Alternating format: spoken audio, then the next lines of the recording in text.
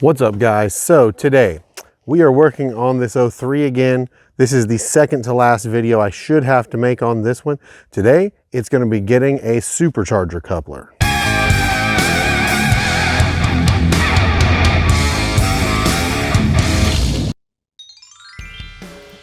Okay, so I'm going to be showing you the fastest, easiest way to do this supercharger coupler.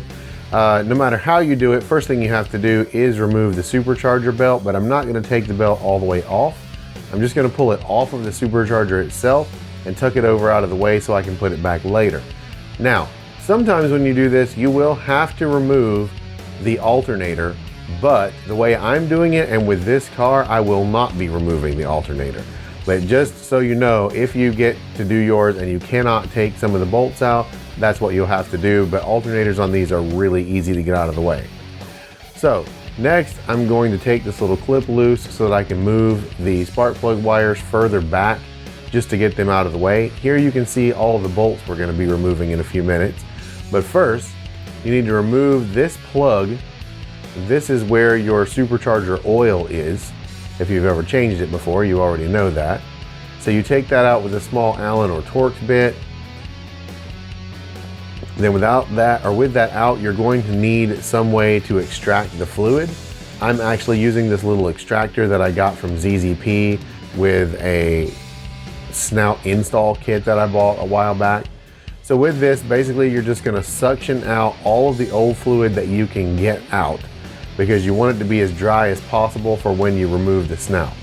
This one was a little low on fluid already, but looking under it, I'm assuming that's because it was leaking some from the front.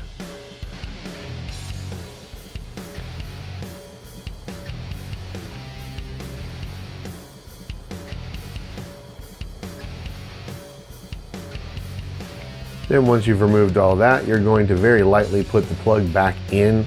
That's just so you don't lose the plug and to keep dirt out of there.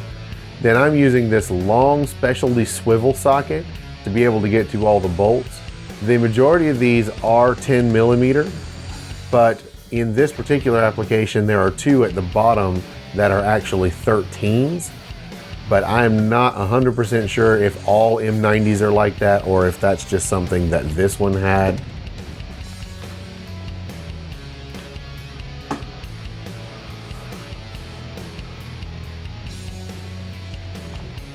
Now the bottom two will be pretty tricky to get to, but if you go from under the snout, there should be enough room to get an extension and a deep well 13 socket in there to be able to get those out. But this one back on the top is going to be the most difficult one to get to.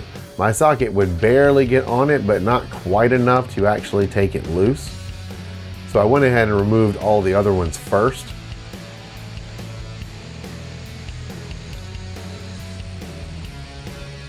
Don't forget this one that goes down too, that just holds the snout to the lower intake manifold.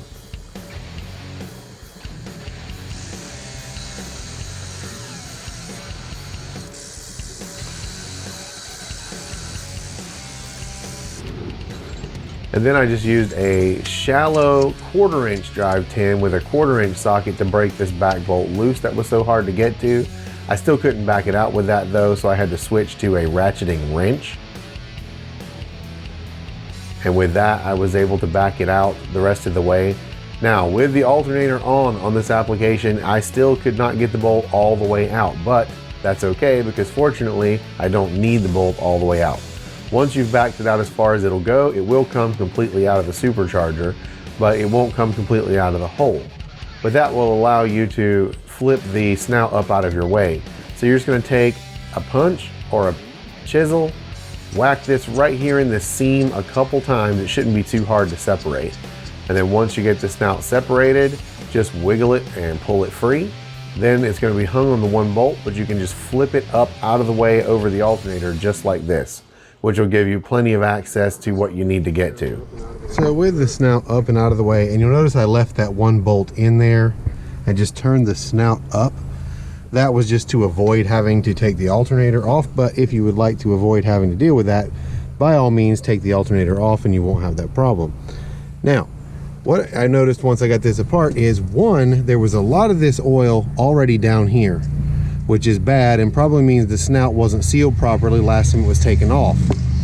Also, here's the coupler that was on here.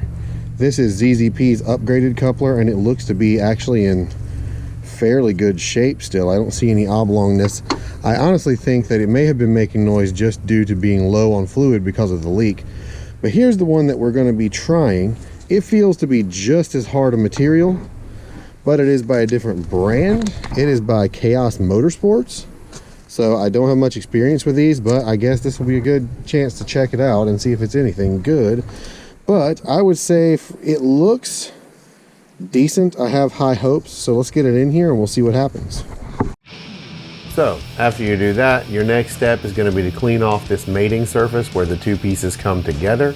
I'm mostly just using a towel and a little brake clean just to get everything nice and clean. Make sure the gears are also clean and free of any debris or whatever. And then make sure that the other side is also wiped off really well. You're not going to be putting this together with RTV, and it should not have been put together with RTV before, so it should be pretty easy to clean. Make sure that you only use anaerobic sealant in putting this back together. The reason being, the fluid or the sealant, if it were to squish out on the inside, needs to be something that's not going to solidify and cause problems. Here's the Permatex brand right here, which is what I'm going to be going with. And I'm basically just going to take that and just put a moderately thin layer all the way around this inside.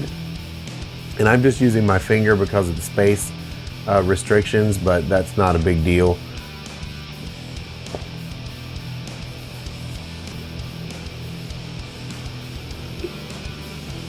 If during the process you start to get a spot where it doesn't want to stick or where it's going in too thin, just make sure you go back over that and get that on there.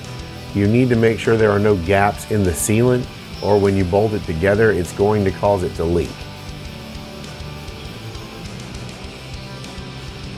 Then once you've got a good consistent coat all the way around, the next thing that you're going to do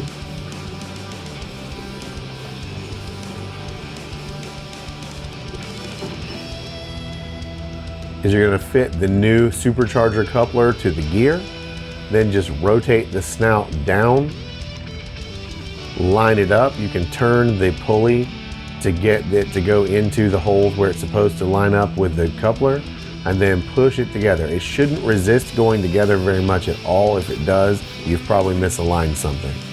Then you're just going to use the wrench to retighten this one, and then your ratchet to run all the rest of the bolts back in.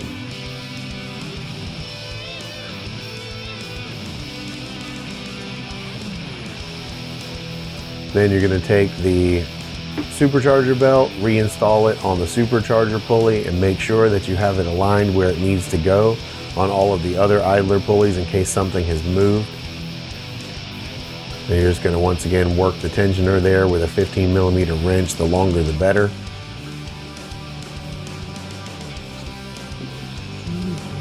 And then once the belt is back on, you're going to refill the supercharger with supercharger oil. I am actually using General Motors supercharger oil, which you can pick up from a lot of places online, but also from any dealership.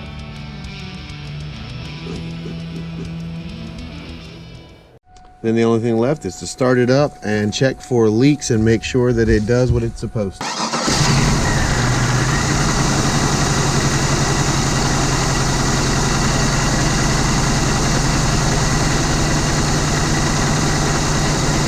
And that's it. That's the quick and easy version of how to change these couplers. Now, in comparing the ZZP coupler to the Chaos Motorsports coupler, it's hard to say which one I'd recommend over the other, but I will say the Chaos Motorsports coupler looked very beefy. It was actually a little thicker. It felt, as far as I could tell, to be the same material. So I think you'd probably be okay either way. Look online and I'll post links if I can find them to both, and check your pricing. And honestly, you're probably as good to go with whichever one is priced better, and it should be good for you. Either way, I think the noise in this one was coming from the fluid level being low, coming from the fact that along the bottom of the supercharger snout, it looks like it didn't seal last time. So it's important to make sure that you get that anaerobic sealant good and solid all the way around that joint to make sure that that's not a problem. But for this video, I'm going to be out of here. Drop me a like if this video was helpful. Give me a comment and let me know what you thought of this procedure and doing it this way. And I will see you guys in the next video. Thank you so much for watching, and peace.